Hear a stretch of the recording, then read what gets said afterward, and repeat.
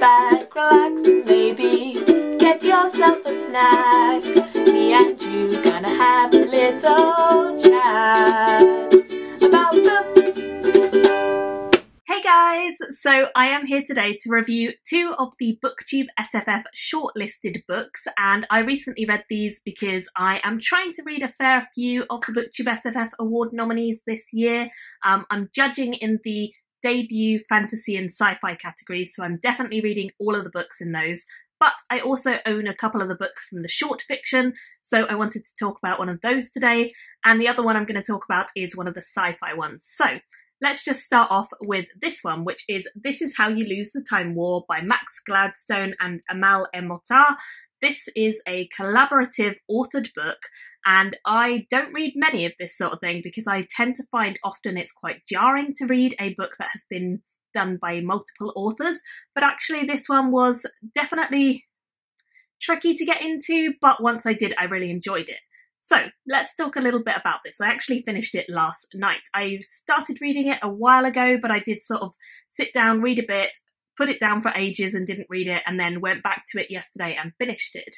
So at first I didn't like the idea of this story that much. I found it quite difficult to really connect with either of the characters. We're following 2 main characters.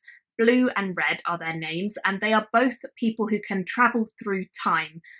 They are in some sort of battle where their different factions are fighting one another. One of the factions is called Garden, the other one is called the Commandant, and they each work for these factions, kind of jumping through time, trying to either mess up stuff for the other team or fix things that the other team has messed up about their timelines. So it's quite an interesting concept, and actually what happens very early on in the book is that these 2 characters meet kind of by chance. They sort of see each other across the divide and they end up sending letters to each other, and over time a kind of relationship forms even though they are enemies.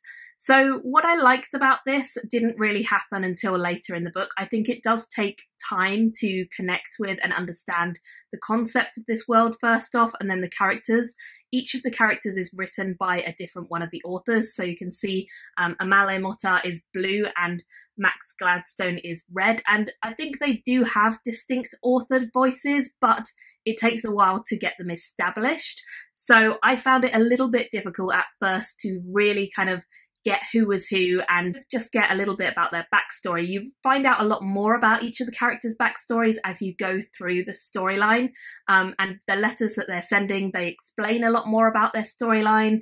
So you do understand much more than you start off with by the end of the book.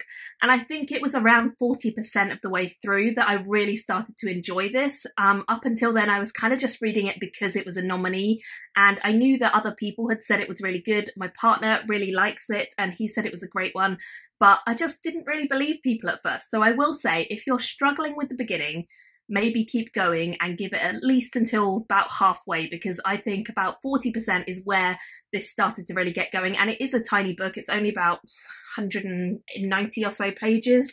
So it's not a particularly long, arduous read. So I'd say it's worth trying to stick it out. I have to say I really liked the relationship that the 2 of these characters formed, and I liked the way they spoke, but it is quite lyrical and it is quite wishy-washy at times. They don't really give you kind of nitty-gritty details very much. They're kind of talking round stuff quite a lot, very whimsical, and I think that's not going to be a writing style that works for everyone. So just bear that in mind if you are going to be picking this one up. Maybe it's not the sort of writing style you typically go for. Hopefully it's something you can wrap your brain around even so, and enjoy. But if it's not, then it might be just the writing style puts you off. So overall, I liked this. It definitely took its time to get going, but I ended up enjoying it a lot, and I gave it a 4-star rating in the end because I think the second half really pulled it back for me in a considerable way. And although it wasn't what I expected it to be, I think it was definitely an interesting read. So I'd recommend it even if you struggle a bit at first. The next book I want to talk about is Recursion by Blake Crouch. Now, I actually don't have a physical edition of this. I audiobooked this, in fact. But this is one of the sci-fi nominees for this year, so it's definitely one I knew that I would be reading, and I definitely recommend the audiobook actually. I think it is quite an interesting concept and I think the narrator does it very well. So this book typically, from its blurb, is not my kind of usual cup of tea. In fact, I don't read an awful lot of sci-fi, and what I do read is usually not focused on cop noir, New York City, that sort of thing. I usually don't like those kind of reads. That sort of urban fantasy, gritty noir, it really doesn't appeal to me, and I've read quite a few and just found that I don't tend to get on with them. However, this was a surprisingly good read, and although it started out in a very generic way, I think it very quickly takes a turn towards the more peculiar, the more unusual, and the more exciting. So I will say that this one is a lot easier to get into, I think, than This Is How We Lost the Time War. I think this book does get going pretty quick, and immediately you're thrown into the story with a cop who is called Barry, and Barry is one of our main characters. He is investigating this false memory syndrome that a couple of characters that he's come across have kind of experienced symptoms of. He has not really got too much of an idea where it came from, what it is, but he wants to look into it and investigate. So he ends up kind of following someone to this shady place, and he gets kind of taken in by the people who work there. And then things really start to happen. His whole life gets completely mixed up in this false memory syndrome, and it becomes very much his world. And he is investigating still, but he's also just completely tied up in the story. So although it is a gritty cop thriller in a way, it's also very much sci-fi, and there's a lot of interesting science and kind of discussion of science, I suppose, and metaphorical science as well, I suppose, which is very fascinating. I think the author does a very good job of making something quite confusing quite simple, if that makes sense.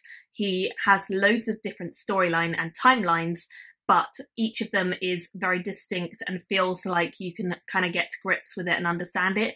And especially in the later half of the book, the storylines all start tangling together. It could easily have become very confusing for a reader, but actually I think it wasn't confusing. It still felt very approachable, very readable, very easy to connect with and understand exactly what's happening. So I think that's a real credit to Blake Crouch's writing, and I would definitely read more books by him after having read this, because it's not my usual cup of tea, but he did it very, very well. The other main point of view character that we're following is Helena. Helena is a scientist. She is very much determined to help her mum, who has got Alzheimer's, and she wants to be able to keep the memories that her mum currently has for her, so she doesn't lose more and more of herself.